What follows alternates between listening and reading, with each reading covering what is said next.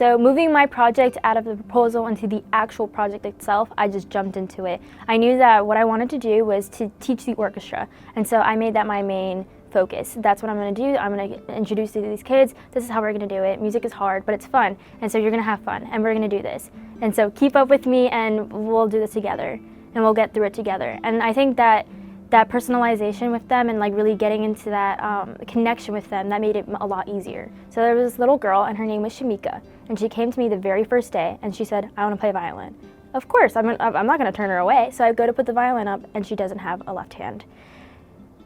I didn't know what to say. I said, you're going to learn violin. We're going to figure this out. That night, I was so lucky enough to have a family dinner, and so we had a bunch of family friends come over, and one of them had connections with the Masons, and he told me, there's a prosthetic that exists, I can get it for you, this can happen. So there's this prosthetic that you can put on the violin bow hand, and it will hold a violin bow.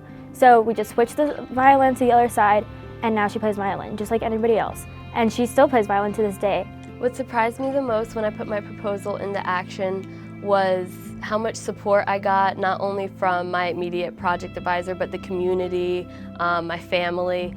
And also sometimes it can be intimidating when it's like, okay, I have this whole plan that I want to do, I want to accomplish X, Y, and Z, but then you do it and you accomplish it, and it really shows you what you're really made of, and it shows you that you can pretty much conquer anything you put your mind to. You know the saying, the best made plans. You have to really learn how to adapt and just kind of adjust yourself and say, okay, that didn't go as planned, that's okay, and just rework it and find a new route to go. Personally for me, when I was doing the survey portion of my project, I was sending out emails only at first, and I realized I wasn't getting a lot in return, and I had to rework it and say, okay, I'm gonna try calling people. And I got so many more responses from that, and I was able to actually get a lot more data than I originally did. To turn my proposal into an actual project, I received a lot of help from my mentor. So she was able to help me find other teams to join my editorial board to turn my literary magazine into a reality.